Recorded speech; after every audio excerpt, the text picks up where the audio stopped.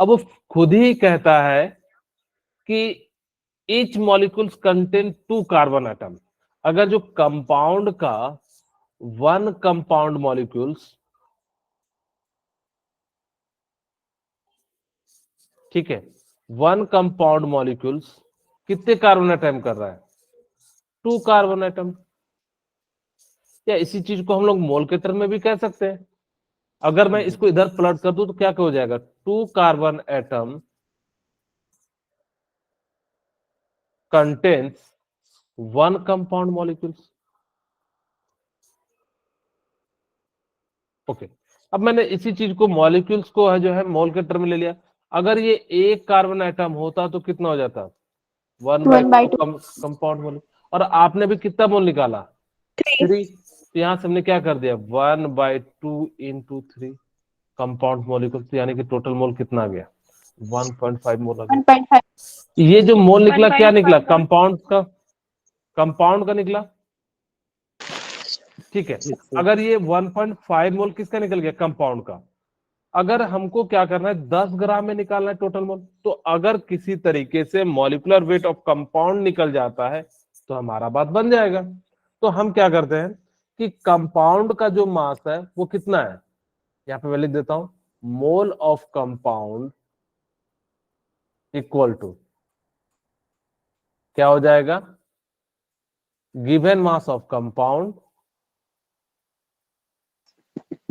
Given mass of compound and क्या हो जाएगा? Molar mass. Molar mass of compound. Molar mass. Very good, molar mass of compound. अब देखो मोल of compound कितना है? 1.5। गिवन मास आपको पता है कि टोटल हमने मान लिया कितना? 100 ग्राम। यहां से मॉलिक्यूलर मास निकल जाएगा ऑफ कंपाउंड का। यहां से हमने सॉल्व किया तो आपका जो है मॉलिक्यूलर मास कितना आ गया? 66.67 हो गया। ओके, अब हमने क्या, 6% नहीं होगा, 66 हो जाएगा, ठीक है। ओके, अब हमने यहां से निकाल लिया 66। अब हम क्या कर सकते हैं कि इसका मोल निकाल सकते हैं, क्योंकि mole equal to given mass, given mass आपको 10 ग्राम है, मोलर मास 66.6 है। तो यहां से हमने सॉल्व किया तो मोल की वैल्यू कितनी आ जाएगी? आप इसको कैलकुलेट कीजिएगा तो 0.15 मोल आ जाएगा।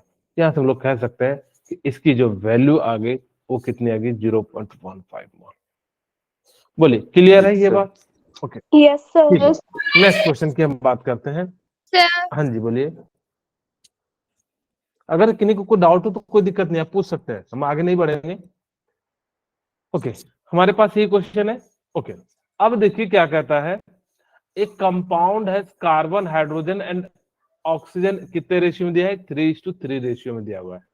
ओके, अगर मैं इसका इंपेरिकल फॉर्मूला लिखूं तो क्या हो जाएगा? C3H3O। Very good, C3H3O1। बोलिए, क्या ये हो जाएगा? Yes sir. Yes sir. C3H3 and क्या हो जाएगा? O1। ये तो आपका क्या हो गया? आपका इंपेरिकल फॉर्मूले में जो है वो ये नहीं आता पॉइंट। तुम लिख सकते हैं C3H3 एंड O1। ओके, ये आपका इंपेरिकल फॉर्मूला हो गया, ठीक है। यहां से हमने जो है इंपेरिकल फॉर्मूला निकाल लिया। अब कहता है if the number of moles in the 1 gram compound इतना दिया है। आपको जो कंपाउंड का मोल दिया है, मोल ऑफ कंपाउंड कितना दिया है? 6.0, क्या दिया हुआ है? 6.06 into 10⁻³ मोल ऑफ कंपाउंड जो दिया हुआ है वो कितना दिया है? 6.06 इंटू 10⁻⁻। माइनस। और मास ऑफ कंपाउंड कितना दिया हुआ है? 1 ग्राम। 1 ग्राम दिया हुआ है। ओके, ठीक है। तो क्या यहाँ से मोल दिया हुआ है, मास दिया हुआ है, तो क्या कंपाउंड का मोलर मास निकाल सकते हैं? कहोगे बिल्कुल, क्योंकि मोल इक्वल टू क्या हो जाएगा? Given mass. गिवन मास 1 ग्राम है, मोलर मास आपको निकालना है। मोल आपको पता है कितना दिया हुआ है? 6.06 into 10⁻³ equal to 1 gram. Divided by molecular weight. Okay, अगर मैं इसी चीज को लिखूं मॉलिक्यूलर वेट इक्वल टू, क्या मैं 1/6.06 इंटू 10⁻³ लिख सकता हूं? Yes, sir. Yes, sir. अगर मैं इसी चीज को लिख सकता हूँ 1000 और नीचे में कितना हो जाएगा 6.6, बोलिए यहाँ तक किन्हीं को कोई दिक्कत नहीं होगा। No, अब इसको हम sir. जो है क्या कर देते हैं, डिवाइड कर देते हैं, तो कितना आ जाएगा, अगर मैंने इसको क्या ले लिया अप्रोक्स 6 ले लिया तो कितना हो जाएगा 1, और यहाँ पे कितना बच जाएगा आपका 4, और यहाँ पे 40, तो कितनी बार में लग जाएगा, तो यहाँ पे हमारे पास कितना बच गया 4, और यहाँ पे 6 × 36, ठीक है। ओके, और फिर से जो हमारे पास यहाँ पे 4 बच जाएगा, तो यानी कि 6 × 36 करीब करीब 165 के करीब करीब आ गया, हमने जो है मॉलिक्यूलर वेट निकाल लिया, ठीक है। ओके, अब ये जो है मॉलिक्यूलर वेट निकल गया। अगर हमारे पास जो इंपेरिकल फॉर्मूला है इसका कितना वेट आ जाएगा, weight of empirical formula, weight of empirical formula, तो कितना हो जाएगा, कार्बन का 12 × 3 प्लस हाइड्रोजन का 1 × 3 प्लस 16, ओके, तो कितना हो जाएगा 36 प्लस 3 प्लस 16, तो करीब करीब कितना आ गया 16, 19 और 19 और जो है कितना हो जाएगा 5, 55 हो गया। अगर हम इसको मल्टीप्लाई करें तो करीब करीब कितना आ रहा है 3 टाइम्स, इसका मतलब है कि इसका जो मास होगा वो 3 टाइम्स ज्यादा होगा। इसका फॉर्मूला क्या हो जाएगा C6H6O3, तो क्या हो जाएगा, अच्छा 3 से मल्टीप्लाई होगा तो 9 हो जाएगा, हाँ यहाँ पे क्या हो जाएगा C9H9O3, तो क्या हो जाएगा, इसका आंसर सी हो जाएगा। क्या समझ में आया? Yes, sir. फिर से ध्यान Yes, सुनना। sir. हमने क्या करा कि सबसे पहले देखो हमें दिया हुआ था, अच्छे क्वेश्चन को मैंने प्रयास किया है कि पिकअप करें ताकि कि जो है आप लोगों को कुछ नया सिखा सकूं। ओके, फिर हमने जो है क्या करा कि इसका जो है सबसे पहले हमने क्या कर लिया कि इंपेरिकल फॉर्मूला ले लिया, ठीक है। इंपेरिकल फॉर्मूला दिया हुआ था, हमें मोल दिया हुआ था, मास दिया हुआ था, यहाँ से हमने क्या कर लिया मॉलिक्यूलर मास निकाले, क्योंकि हमें वेट इसका जो है फॉर्मूला निकालना था, तो हम क्या करेंगे इंपेरिकल फॉर्मूला, आपको मैंने याद हो तो मैंने बताया था मोल कॉन्सेप्ट में, इंपेरिकल फॉर्मूला क्या होता है n times of molecular formula, याद आ रहा है? Yes, sir. अगर ये Yes. बताए तो यहाँ पे हमें इंपेरिकल फॉर्मूला का मास और मॉलिक्यूलर फॉर्मूला का मास निकल जाएगा, तो इसको डिवाइड कर देंगे तो n निकल जाएगा, और उसी n को हम इंपेरिकल फॉर्मूला में डिवाइड कर देंगे तो हमारा जो है क्या आ जाएगा मॉलिक्यूलर फॉर्मूला आ जाएगा। वही हमने सेम केस किया, तो यहाँ पे इस प्रकार से जो हमने क्या कर दिया इसको सॉल्व कर दिया। ओके, अब हम बात करते हैं नेक्स्ट क्वेश्चन। अब ध्यान से सुनना, कहता है air contain 20% oxygen by volume, what volume of air need 0 degree Celsius and 1 atm complete combustion of methane. तो सबसे पहले हम लोग क्या ले लेते हैं, मीथेन ले लेते हैं। हमने क्या करा कि मीथेन को जला दिया CH4O2 के प्रेजेंस में, और यहाँ पे क्या हो गया CO2 प्लस H2O, ठीक है। ओके, अब हमने जैसे ही जलाया तो यहाँ पे हमारे पास क्या हो जाएगा CH4, अब इसको बैलेंस करते हैं, कितने हाइड्रोजन है यहाँ पे 4, यहाँ पे 2 कर दिया 4 हो गया। अब यहाँ पे ऑक्सीजन कितने 2 2 4, यहाँ पे 2 4, कार्बन 1 है, कार्बन 1 है, बैलेंस हो गया। ओके, अब ध्यान सुनना, आपको कंबशन करने के लिए कितना ग्राम दिया हुआ है 80 ग्राम दिया हुआ है। अच्छा, इसका मोल कितना आ जाएगा 5 मोल हो जाएगा। बोलिए क्या ये बात समझ में आ गई, कैसे निकाले 80 ग्राम है, हाँ बोलिए वरुण, तो कैसे है 5? 80 ग्राम है और CH4 का मोलर मास कितना होता है 16, और Yes. 16 डिवाइडेड बाय 18 कितना हो जाएगा 5 मोल। 5. अगर ये 1 मोल होता तो ये कितना मोल होता 2 मोल। अगर मीथेन का 1 मोल होता तो ये किसका कितना मोल हो जाता 2 मोल। अगर ये 5 मोल है तो ये कितना हो जाएगा 10. 10 mole. Okay, very good. अच्छा, ये भी ध्यान ध्यान सुनना कि अगर मैं 1 मोल में कितना वॉल्यूम होता है एट एसटीपी, कहोगे 22.4. ओके, तो क्योंकि हमसे O2 का पूछा है इसीलिए हम लोग जो क्या कर रहे हैं व्हाट वॉल्यूम ऑफ एयर, यानी कि कितना ऑक्सीजन यानी कि एयर लगेगा जिससे कि कंप्लीट कंबशन हो सके। ठीक है, तो हमने अब जो भी बात करना है क्योंकि इसी के अनुसार से बात करना है। ठीक है, तो अगर ये 10 मोल होगा तो कितना लग जाएगा? 224 लीटर। बोलिए, क्लियर है? अच्छा, अब ध्यान से देखिए, ये क्या निकल गया? Total volume of oxygen. अब आपसे पूछ रहा है कि कितना वॉल्यूम है। अगर मैं कहूं कि परसेंटेज के फॉर्म में, अगर मेरे पास टोटल कितना है 24, ओके, अगर मैं यहां से पूछूं कि मेरे पास 100 ग्राम होता तो ये इतना होता, तो 20% का कितना हो जाएगा? जस्ट अपोजिट हो जाएगा। ओके, अब यहां से हम लोग सॉल्व कर लेते हैं, तो करीब करीब कितना आ जाएगा? आप इसको मल्टीप्लाई कीजिएगा तो 112 आप करके भी देख सकते हैं। 520 और 10 to 12, 10 to 11 और इस प्रकार से कितना क्या 120 लीटर। आपको शायद ये पॉइंट यहाँ पे ना समझ में आया हो, लास्ट वाला, कि सर ठीक है हमने ये तो समझ लिया कि इसका टोटल जो वॉल्यूम है 224 लीटर आ गया। सभी ने यहाँ तक तो क्लियर हो गया होगा? Yes sir. ओके, अगर मैं आपसे Yes, sir. पूछूं कि इसका 20% कितना होगा? अगर जब मैं कहूं कि मेरे पास 100 ग्राम है, इसका 20% कितना हो जाएगा? 1100। हाँ, आपको कितना कहोगे कि इसका जो है क्या हो जाएगा कि जितना होगा हम उसे मल्टीप्लाई करेंगे, तो यहाँ पे हमारे पास कितना हो जाएगा कि 100 डिवाइडेड बाई 20 और ये कटा दीजिएगा, तो इस प्रकार से जो हमारा क्या आ जाएगा, यहाँ पे सॉल्व कीजिएगा तो 112 लीटर आ जाएगा। इस प्रकार से हम लोग सॉल्व करेंगे तो यहाँ जो वैल्यू भी आ जाएगा। ओके, अब यहाँ पे हम बात करते हैं कि आपके पास एक सैंपल दिया है, वो 1 gram aluminium treated with the excess sulphuric acid. अगर यहाँ पे आपने एल्युमिनियम को सल्फ्यूरिक एसिड के साथ रिएक्शन करा दिया H2SO4 के साथ, हाँ जी बोलिए रमेश। सर आपकी स्क्रीन विजिबल नहीं हो रही। एक बार आप लेफ्ट करके वापस से ज्वाइन कर जाइए, विजिबल हो जाएगी। ठीक है, ओके, अब हमने क्या करा कि एल्युमिनियम को इसके साथ रिएक्शन कराया तो क्या बन जाएगा? Al2 एंड SO4 का होल थ्राइस। ठीक है, बोलिए क्लियर है?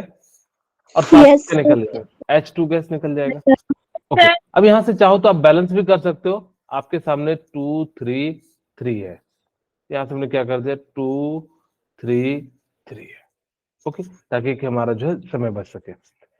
अब यहां से हमने क्या कर दिया, इस प्रकार से जो है इसको बैलेंस कर दिया। सेकेंड इक्वेशन क्या कहता है कि excess and excess of sodium hydroxide. फिर आपने क्या करा कि एल्युमिनियम लिया और सोडियम हाइड्रोक्साइड के साथ रिएक्शन करा दिया। ठीक है, तो यहाँ पे एल्युमिनियम हाइड्रोक्साइड बन जाएगा। ठीक है, क्या बन गया NaAlO2 और साथ में आपका क्या बन जाएगा H2 प्लस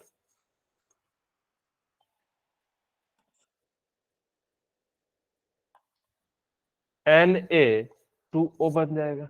इसको बैलेंस कर लेते कितना है 2 6 2 2 6 2 ओके 3 2।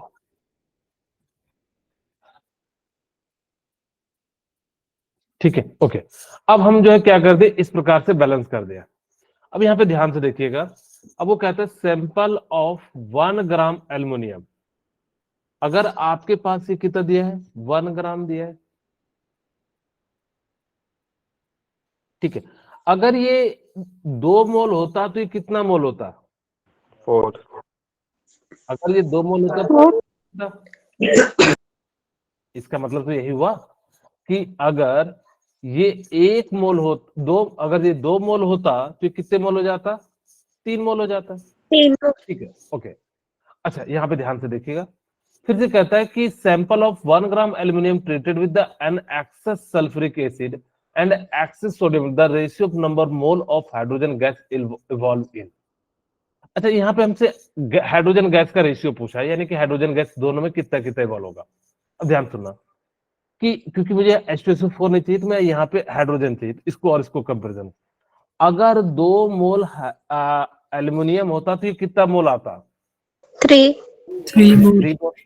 अगर ये 1 मोल होगा तो ये कितना आ जाएगा? 2 3/2। 3/2 यानी कि हाफ हो जाएगा 1.5। अगर ये 1 ग्राम होगा तो ये कितना ग्राम बनेगा? 2 ग्राम। फिर से ध्यान से। 3/2 हाँ वेरी गुड। तो यहाँ पे इसको हम लोग कह सकते हैं 1.5 ग्राम। यस सर फिर से ध्यान सुनिए, मैंने क्या कहा कि अगर ये 2 मोल होता तो 3 मोल बनता। अगर हाफ यानी कि आधा कर देंगे तो इधर भी तो आधा कर देंगे। यस सर तो इस 1 ग्राम से कितना ग्राम बन जाएगा? 1.5 ग्राम बन जाएगा। अगर मैं फिर से कहता कि मेरे पास ये 1 ग्राम है तो ये कितना ग्राम बनता? 1.5 1.5। अब दोनों में मुझे बताइए कि कितना जो है हाइड्रोजन लिबरेट हो रहा है? 1.5 हो रहा है कि नहीं? और 1.15 क्या हो जाएगा? 1:1 और उसका रेशियो क्या हो जाएगा? आपका ए हो जाएगा। क्या क्लियर है? Yes sir yes sir yes अब नेक्स्ट क्वेश्चन की हम बात करते हैं। ये बेसिकली लिमिटिंग रिएजेंट का क्वेश्चन है। आपको याद हो तो मैंने लिमिटिंग रिएजेंट के क्वेश्चन कराए थे। अब ध्यान से देखना, मेरे पास क्या है? NH3, यहां पे हमने क्या कर दिया? गैस के साथ रिएक्शन करा दिया, प्लस O2 गैस, ठीक है। और यहां पे हमारे पास क्या बन गया? NO gas plus H2O gas, ठीक है। अब देखिए ध्यान से, आपको कितना मोल दिया हुआ है? NH3 0.1 0.12 मोल दिया हुआ है। और O2 कितना दिया हुआ है? 0.14 0.14 मोल आपको मैंने लिमिटिंग रिएजेंट निकालने के लिए क्या कहा था कि सबसे पहले क्या निकालेंगे? मोल। मोल। फिर उसको किससे डिवाइड कर देंगे? स्टिचियोमेट्रिक कोएफिशिएंट से। ये तो बताया था, याद आ रहा है? Sir okay. यस तो सर ये बैलेंस है ना, पहले चेक कर लेंगे। N एक है, हाइड्रोजन जो है आपका कितना है? 2। बैलेंस नहीं, इसको सबसे पहले में बैलेंस करना पड़ेगा, क्योंकि यहाँ पे देखिए हाइड्रोजन तो इधर साइड 3 है, इधर साइड 2 है। तो अब इसको हम बैलेंस कर देते हैं। सबसे पहले देखिए नाइट्रोजन को हम बैलेंस करते हैं। नाइट्रोजन 1 है, नाइट्रोजन 1 है। फिर ऑक्सीजन को 2 इधर है, 2 इधर है, ठीक है, बैलेंस है। अब बारी हमारी हाइड्रोजन की। इधर साइड 3 है, इधर साइड कितना है? 2। अगर मैं इसको 3 से इसको 2 से मल्टीप्लाई कर दूं तो क्या नाइट्रोजन अब हमारे पास कितना? हाइड्रोजन क्या हो गया? 6।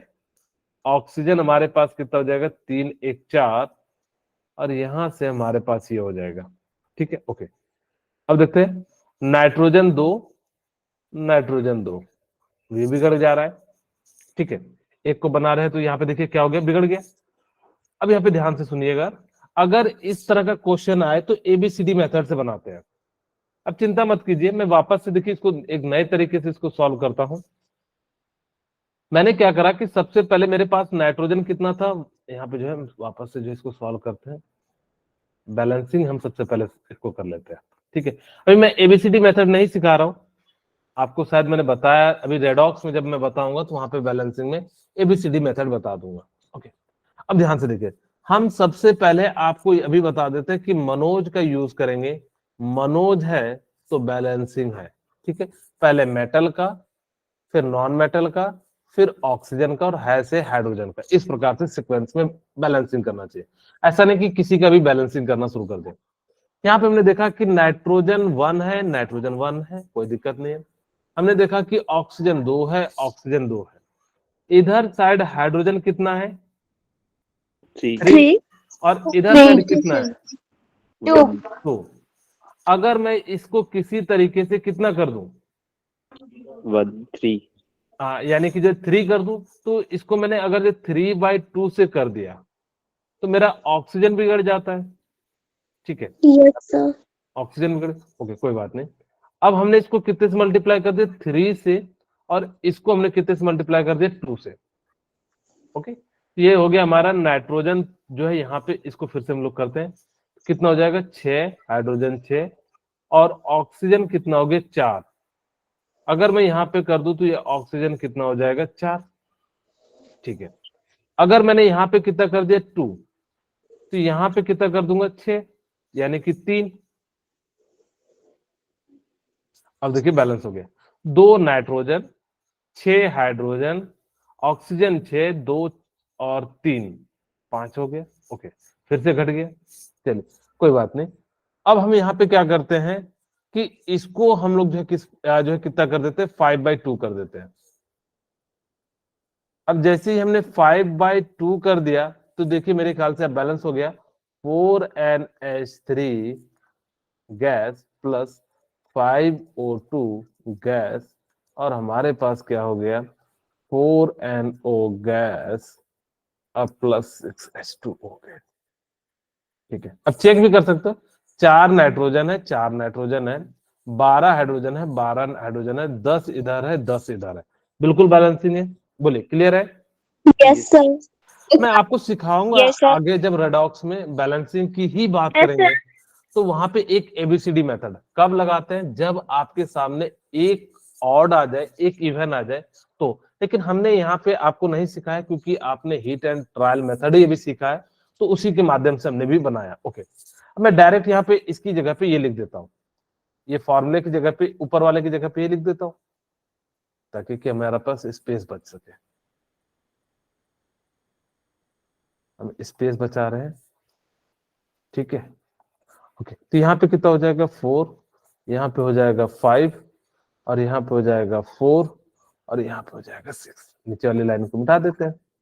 ओके, ध्यान से अब हमारे पास क्या दिया हुआ है कि आपको जो दिया हुआ है वेसल में 0.12 मोल दिया हुआ है NH3, और 0.14 क्या दिया हुआ है, O2 मोल। O2 मोल दिया हुआ है। आपको मैंने कहा था कि लिमिटिंग रिएजेंट निकालने के लिए सबसे पहले मोल निकालेंगे, मोल को हम लोग क्या करेंगे, स्टिचियोमेट्रिक कोएफिशिएंट से डिवाइड कर देंगे। मैं इसको जो है स्टिचियोमेट्रिक कोएफिशिएंट से जो है डिवाइड कर देता हूं, 0.12 divided by 4 and 0.14 divided by क्या हो जाएगा, 5। अब मैं इसको डिवाइड करता हूं तो 0.03 आ जाएगा, ठीक है। और इसको डिवाइड करता हूं तो 0. कितना आ जाएगा, 0, 2 और 8 आ जाएगा। अब मुझे बताइए कि इसमें छोटा कौन है, सर सेकंड सेकंड O2, 0.028 यानी कि लिमिटिंग रिएजेंट कौन हो गया, सर सेकंड वाला 0.028 तो लिमिटिंग रिएजेंट जो है वो O2 है।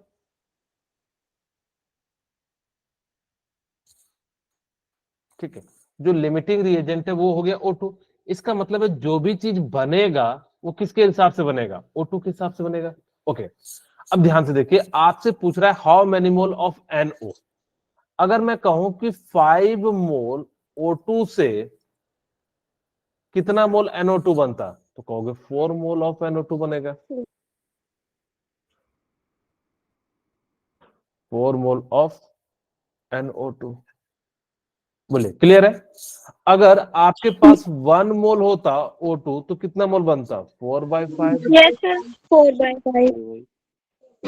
और आपके पास एक्चुअल कितना मोल है, 0.0। 0.028 मोल ऑफ O2। तो यहाँ से कितना बन जाएगा, इसको हम लोगों ने जो है सॉल्व कर देंगे तो जो वैल्यू आ जाएगी वही आपका आंसर आ जाएगा। सर 4/3 तो कैसे, सर हमें कैसे पता चलेगा, ये लिमिटिंग रिएजेंट वाला क्वेश्चन है। ओके, यहाँ पे पूछ भी रखा है, देखिए कह रहा है कि आपको कि सपोज वेसल 0.12 मोल एंड 0.1 जो है इसका दिया, how many mole of NO में बी ऑब्टेन्ड। आपसे यहाँ पे खुद ही सोचिएगा कि दो जब रिएक्टेंट दिया हुआ है, अगर आपके सामने क्या दिया हुआ है, 2 मोल दिया और आपसे एक तीसरा मोल पूछ रहा है, इसका मतलब है दो में से कोई ना कोई तो रिएक्टेंट में ज्यादा होगा या कम होगा। हो सकता है कि बराबर भी हो जाए, मैं ऐसा नहीं कर रहा, तो उसका जो है ये दोनों सेम आ जाएगा। अगर जैसे कि आपको एक एग्जांपल के रूप में समझाता हूं, अच्छा यहां से सॉल्व कीजिएगा तो करीब करीब जो है आपका कितना आ जाएगा, 0.122 आ जाएगा। तो यहां से इसको आप रख सकते हैं, ठीक है। ओके, अब कहोगे सर हमें कैसे पता लगेगा कि कौन सा, मैंने कहा था कि अगर दोनों का स्टोइचियोमेट्री सेम आ जाए तब जो है समझना कि जितना रिएक्टेंट है उतना जो है क्या हो जाएगा, प्रोडक्ट का फॉर्मेशन हो जाएगा। बट अगर जो स्टोइचियोमेट्री को आप मोल को आपने स्टोइचियोमेट्री से डिवाइड करके आपने देखा कि उसकी वैल्यू कम आ गई, तब हमें क्या करना पड़ेगा, आपको लिमिटिंग रिएजेंट। जनरली आपको मैं एक छोटा सा बात बताता हूं, एक बात याद रखिएगा, जब भी लिमिटिंग रिएजेंट में एक या एक से ज्यादा मोल दिए रहे होंगे तो समझ जाना कि वहां पे लिमिटिंग रिएजेंट का केस आने वाला है। तभी तो 2 दिया होगा, नहीं तो क्यों देता। तो इस प्रकार से जो है हम लोग क्या कर सकते हैं, यहाँ पे लिख सकते हैं। ओके, अब हम बात करते हैं, कुछ क्वेश्चन जो है पीरियोडिक टेबल से ले लेते हैं, फिर कुछ क्वेश्चन जो है हम लोग किससे ले लेंगे, जो है आपके पीरियोडिक टेबल से। आपको याद हो मैंने कहा था कि हाइड्रोजन का इलेक्ट्रॉनिक कॉन्फ़िगरेशन 1s1 होता है। इसके अंदर जो होते हैं ना आपके जितनी भी एनर्जी है 1s1, 2s, 2p, 3s, 3p, सभी की एनर्जी बराबर होती है। एक बच्चा मुझसे पूछा कि सर ठीक है इसकी एनर्जी क्यों सेम है, बाकी में तो हमने कहा था कि n+l रूल से देखते हैं। ठीक है, तो n+l रूल बताता है जिसकी वैल्यू n+l की मैक्सिमम होगी उसकी एनर्जी क्या होगी, मैक्सिमम होगी। ठीक है, एनर्जी क्या हो जाएगी, मैक्सिमम हो जाएगी। तो इस प्रकार से, लेकिन यहाँ पे हमने देखा कि n क्या था, प्रिंसिपल क्वांटम नंबर, l क्या था, एजिमुथल क्वांटम नंबर। लेकिन यहाँ पे देखिए हाइड्रोजन के पास तो एक ही ऑर्बिट है, तो इस कारण से बाकी तो उसकी सबके सिमिलर है, उसमें तो इलेक्ट्रॉन ही नहीं है, जिस कारण से यहाँ पे जो है बाकी सभी की जो है एनर्जी क्या हो जाती है, सेम हो जाती है। इसलिए इसका राइट आंसर क्या हो जाएगा, डी हो जाएगा। क्या समझ में आया? Yes, sir. ओके, अब ये देखिए next Yes, question, if the nitrogen atom had electronic configuration 1s7। अब आपको कह रहा है नाइट्रोजन का एटॉमिक नंबर कितना होता है, 7 Seven. होता है। 7. Very good. इसका इलेक्ट्रॉनिक कॉन्फ़िगरेशन लिखो तो क्या लिखोगे, 1s2 1s2 2s2 2p3। 2p3 वही कहता है it would have energy lower than the normal ground state. इसका मतलब है कि आपने क्या करा कि पहले एटम में ही सातों के सातों इलेक्ट्रॉन को भर दिया। यहां तो क्या है कि आपने ऐसा भरा होगा, आपको समझाने के लिए, पहले इलेक्ट्रॉन में 2 भरते हैं, फिर हम 5 भरते हैं, ऐसे ही भरते हैं। लेकिन आपने ये पांचों को भी क्या कर दिया, यहीं पे भर दिया 1s में, सारे के सारे। इसकी कैपेसिटी नहीं है लेकिन जबरदस्ती। जैसे आज सपोज कीजिए, मैं आपको एक एग्जाम्पल के रूप से समझाता हूं। इससे पहले मैं जहां पढ़ाता था वहां पे बहुत ज्यादा बच्चे थे, तो वहां पे क्या होता था कि शुरू का जो मुझे ना 10 मिनट लग जाता था बैठाने में। इन केस मान लीजिए अब क्या होता था कि जैसे एक बेंच पे 2 बच्चे बैठते तो तीसरा तो खुद बच्चे बैठा लेते हैं। Yes sir. लेकिन थोड़ा जो है आप लोगों के सामने भी ऐसा होगा कि अगर एक बेंच पे 2 की बैठने की कैपेसिटी है तो तीसरे को ना वो खुद ही बुला लेते कि आजा भाई तू पतला सा है मेरे पास बैठ जा। इस टाइप से कह के हम लोग जो है बुला के बैठा लेते हैं। ऐसा कहते होंगे आप लोग, पता नहीं ऐसा करते हैं कि नहीं। जनरली ऐसा होता है कि हम लोग देखते हैं कि जो पतला सुतला सा है, जो हमारे 2 में डिस्टर्ब ना करे, उसको हम लोग क्या कर लेते हैं, बैठा लेते हैं। ओके, अब मान लो कि मुझे क्या करना है कि चौथे को भी बैठाना है। अब मैंने 3 तो आप लोगों ने खुद ही अपने आप में एडजस्ट कर लिया, तो मुझे क्या करना पड़ेगा, डंडा लेके मुझे क्या करना पड़ता था, खड़ा रहना पड़ता था। तो मैं वहां पे क्या करता था, उनको डांटता था, बैठाओ। अगर जो मेरे से भी नहीं, जैसे कई बार जो बच्चे कहने लगते थे कि सर कैसे एडजस्ट करें, कैसे लिखें, लिखने में दिक्कत हो रही है, कोई कह रहा है कि सर हाथ मेरा जो है दब गया है, कोई कह रहा है कि हम ही दब गए हैं, हम सर ऐसे लिख नहीं पा रहे हैं, तो फिर कैसे करेंगे। तब प्रिंसिपल आता था, वो डंडा जो है क्या करता था, एक हाथ घुमा देता था हवा में, और फिर जो है बच्चे क्या कर जाते थे, बैठ जाते थे। तो अब हमने क्या करा, वही हमने जब क्या करा, बहुत ज्यादा एनर्जी, अच्छे से अपने से नहीं बैठ रहे थे बच्चे, हमने क्या करा कि बहुत ज्यादा एनर्जी दिया। तो जिस कारण से ये क्या हो जाएगा, it would have energy lower than the normal ground state 1s2 2s2 2p3। अब इससे एनर्जी तो कम होगी क्योंकि इसकी एनर्जी हमने जबरदस्ती इसमें फिल करा है। इसकी बैठने की कैपेसिटी 2 थी और इसको हमने कितना डाल दिया, 7, जो कि क्या कर रहा है, रूल को भी वॉलेट कर रहा है। और ये जो है हमारे लिए जो है पॉसिबल नहीं होता है। ये किस कारण से, क्योंकि बोर्स पोस्टुलेट करता है कि आप इलेक्ट्रॉन को किस फॉर्म में भरेंगे, सिस्टमैटिक मैनर में जो है भरिएगा। इसी कारण से क्या हो जाता है, bore postulate of stationery orbit हो जाता है। ठीक है, ओके। तो इस प्रकार से हम लोग क्या कर सकते हैं, इसको जो है लिख सकते हैं। ओके, अब देखिए ध्यान से सुनिएगा ये क्वेश्चन। अब हमारे पास क्या है, ionisation energy of helium plus. आप सभी को पता होगा कि आयनाइजेशन एनर्जी जो होता है, energy of hydrogen into Z square होता है, यही आयनाइजेशन एनर्जी का। अब एनर्जी आपको पता है 13.6 into Z square by N square होता है। तो इस प्रकार से हमने जो है यहाँ निकाला। ओके, आपको He प्लस का जो है दिया हुआ है, कितना दिया हुआ है, 19.6 इंटू 10⁻⁻8। ओके, तो यहाँ से हम लोग लिख सकते हैं एनर्जी ऑफ हाइड्रोजन, और आपको पता है जेड क्या होता है, एटॉमिक नंबर। एटॉमिक। ओके, अगर ये एटॉमिक नंबर है तो जेड की जगह पे हम कितना लिखेंगे, हीलियम का कितना हो जाता है 2, तो 2 का स्क्वायर कितना हो जाएगा 4। तो यहाँ से एनर्जी ऑफ हाइड्रोजन निकल जाएगा, एनर्जी ऑफ क्या हो गया, हाइड्रोजन, तो कितना हो जाएगा 19.6 इंटू 10⁻⁻8 डिवाइडेड बाई 4। तो ये कितना हो जाएगा, 4 चौके 16 और करीब करीब कितना आ जाएगा 9 चौक 36 इंटू 10⁻⁻8 जो। ओके, अब हमें क्या कह रहा है कि आपको फर्स्ट स्टेज की जो निकालनी है वो भी लिथियम की, तो हम जो है क्या करते हैं, लिथियम की निकालते हैं।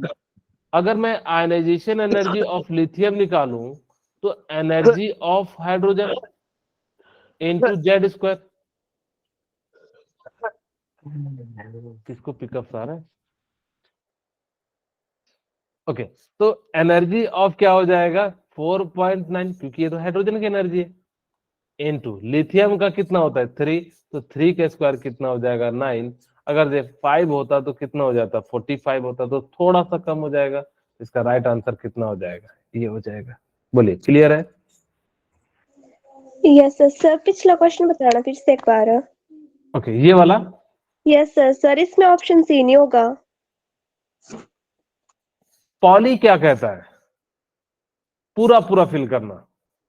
इसका मतलब है पॉली रूल क्या कहता था, मैंने आपको याद रखने के लिए कहा था, होन्स रूल कहता है कि पहले एक एक इलेक्ट्रॉन भरो। यहाँ तो इलेक्ट्रॉन भरने की हम बात ही नहीं कर रहे ना, हम तो क्या कर रहे हैं, एक ही ऑर्बिट में या एक ही ऑर्बिटल में हम बहुत सारे इलेक्ट्रॉन को क्या कर दे रहे, फिल कर दे रहे, वो भी जबरदस्ती।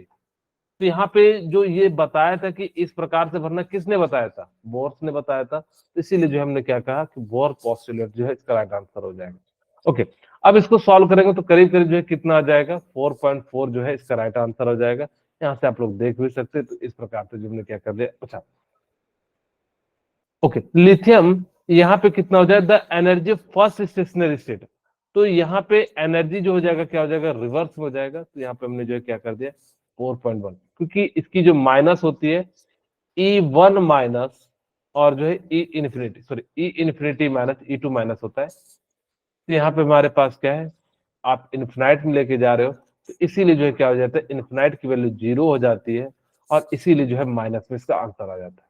इंटू 10⁻, कितना हो जाएगा -70। ठीक है, तो यहाँ से आपने इस प्रकार से जो है क्वेश्चन क्या कर लेंगे, हम लोग जो है सॉल्व कर लेंगे। ओके, अब हम बात करते हैं सेकंड क्वेश्चन की।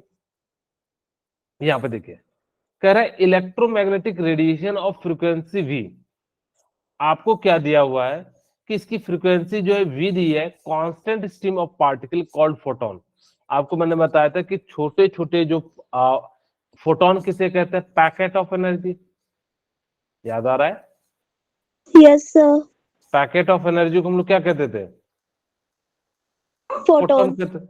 विच ऑफ द फॉलोइंग, वही कहता है इलेक्ट्रोमैग्नेटिक रेडिएशन ऑफ फ्रीक्वेंसी, यानी कि जो मैग्नेटिक का फ्रीक्वेंसी होगा versus consist of stream of particle called photon, उसका जो होगा कौन सा सही होगा। As the increase frequency the number of photon in the beam increases. कह रहा है कि अगर आप फ्रीक्वेंसी को इंक्रीज करते हैं तो नंबर ऑफ फोटोन क्या हो जाएगा, इंक्रीज हो जाएगा। ठीक है, ओके। अब वो कहता है as the number of photon the beam increases, ये तो गलत है। The number of photon in the beam are independent of frequency. ये कहता है कि फ्रीक्वेंसी पे डिपेंड नहीं करता है, ठीक है, जबकि ये जो नंबर ऑफ फोटोन होते हैं वो किस पे डिपेंड करता है, फ्रीक्वेंसी पे डिपेंड करता है। The number of photon been independent of intensity of light, ये जो है गलत है।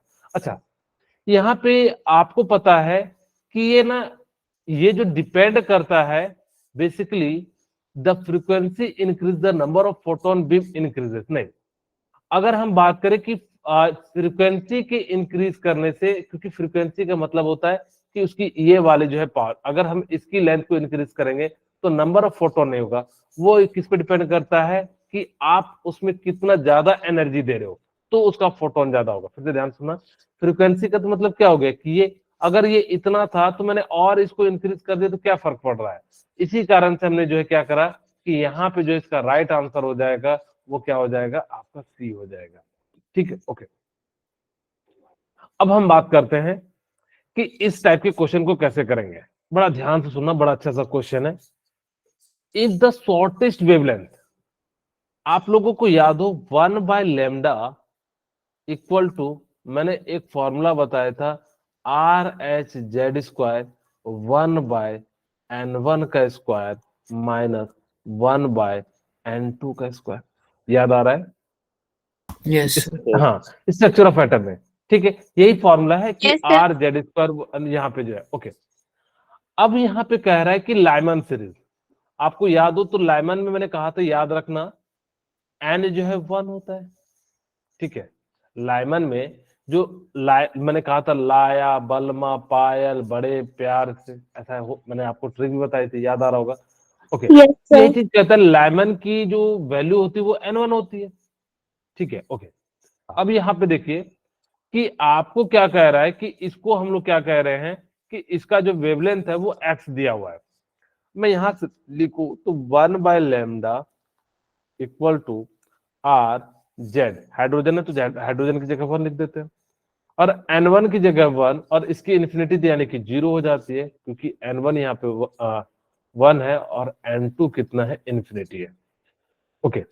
अब यहाँ पे ध्यान से सुनना कि इसकी वैल्यू कितनी दी हुई है लैम्डा की, 1/x, तो क्या मैं लिख सकता हूं R/1 और R की जगह पे 1/x, ओके।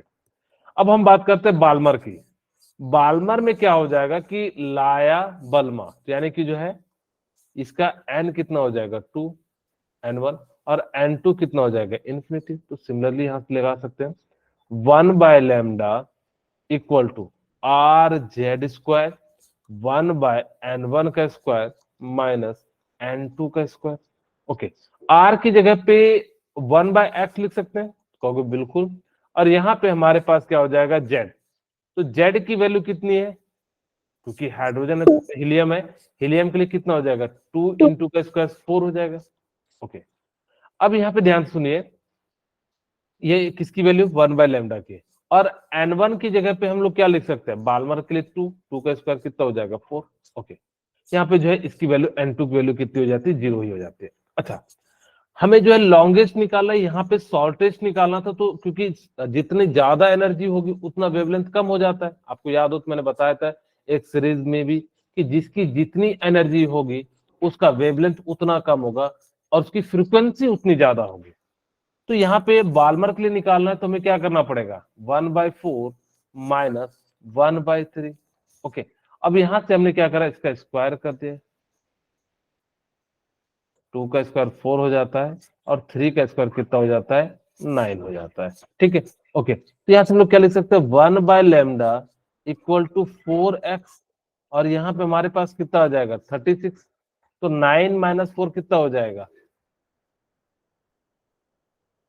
1/λ इक्वल टू कितना हो जाएगा 4x, और यहाँ पे हमारे पास कितना हो जाएगा 5/36, और ये कट जाएगा, ठीक है। तो यहाँ से हमारे पास कितनी वैल्यू आ गई, यहाँ देखिए 1/λ इक्वल टू कितना हो जाएगा 5/9x, और इसी को रिवर्स कर दीजिएगा तो कितना हो जाएगा 9x/5, तो आपका राइट आंसर क्या हो जाएगा, ए हो जाएगा। बोलिए, क्लियर है?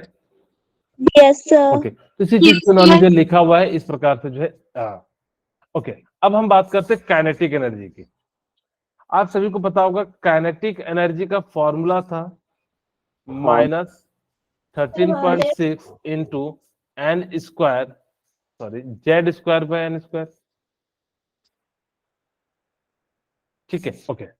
अब यहाँ पे आपको क्या कह रहा है कि सेकंड एंड फिफ्थ ऑर्बिट के लिए मुझे पहले क्या करते हैं, सेकंड ऑर्बिट की वैल्यू रख देते हैं। तो यहाँ पे हम लोग जो है क्या करते हैं, रेशियो निकालना है। मैं ऐसा लिख सकता हूँ, kinetic energy for second orbit कितना हो जाएगा। हम इसकी वैल्यू को नहीं रखिएगा, हटाइएगा, बस खाली जो है पुट कर दीजिएगा। जेड यहाँ पे सेम है तो यहाँ पे क्या हो जाएगा, जेड स्क्वायर बाय 2 का स्क्वायर 4 स्क्वायर। अगर मैं काइनेटिक एनर्जी जो है फिफ्थ ऑर्बिट की बात करूं तो 13.6 इंटू क्या हो जाएगा, जेड स्क्वायर बाय 25। और इसी का रेशियो निकाल लीजिएगा, kinetic energy of 2 divided by kinetic energy of 5। तो सारे टर्म कट जाएंगे तो बचेगा क्या, 1/4 और ऊपर कितना हो जाएगा 25/4। क्या ये समझ में आ गया? मैं एक बार करके भी दिखा देता हूँ, नहीं तो कहोगे फास्ट कर दिए। याद रखिए, अब मैंने यहाँ पे लिखा -13.6 इंटू जेड स्क्वायर बाय 4, और यहाँ पे हमने कितना लिख दिया 13.6 इंटू जेड स्क्वायर बाय 25। अब ये तो इससे कट गया, ये से कट गया, तो बचा क्या, इधर साइड से 25 ऊपर चले जाएगा 4। तो इसी चीज को हम लोग क्या लिख सकते हैं, 25/4 जो है इसका राइट आंसर हो जाएगा। ठीक है, ओके। अब आपसे पूछ रहा है the total number of line emitted in infrared reason. आपको याद हो तो मैंने एक तरह का सीरीज बताया था, शायद आप लोगों को याद आ रहा होगा। Yes, sir. Lyman, Partial. हाँ लाइमन बाल्मर, लाया बल्मा, बड़े ब्रैकेट प्यार से, लाया बल्मा पायल बड़े प्यार से, फिर क्या था, रिफंड एंड हम्प्रे। ठीक है, इसको लाइमन कहते थे।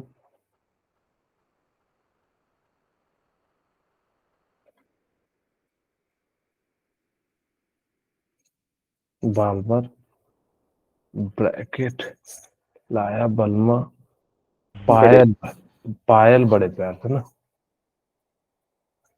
इसको हम लोग क्या कहते थे, पीफंड।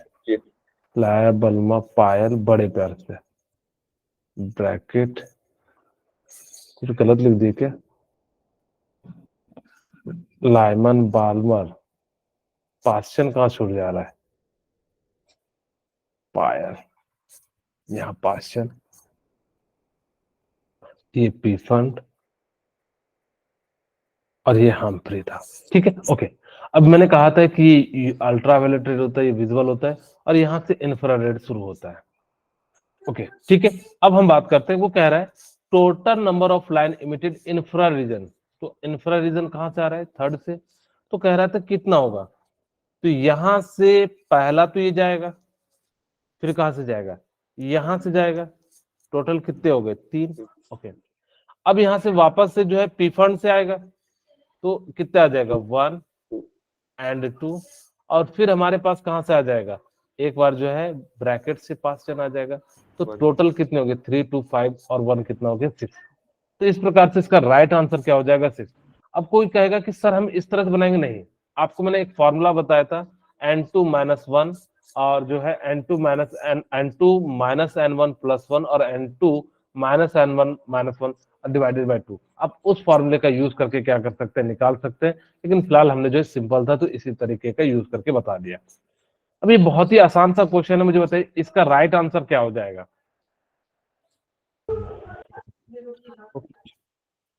ओके, मैंने कहा था कि अगर, हाँ बिल्कुल सही आंसर है सी। मैंने कहा था कि अगर किसी चीज पे पॉजिटिव चार्ज है तो उसका साइज क्या होगा, छोटा होगा, जितना ज्यादा पॉजिटिव होगा। खैर, लेकिन हमने कहा था कि lithium, sodium, potassium, rubidium, caesium, अब देखिए इस पे बहुत बड़ा साइज होगा और इस पे एक पॉजिटिव है, तो ओवरऑल तभी भी क्या कर जाएगा, ये जो है बड़ा हो जाएगा, इसलिए इसका राइट आंसर क्या हो जाएगा, सी हो जाएगा। ओके, क्वेश्चन नंबर ये बताइए इसका राइट आंसर क्या होगा।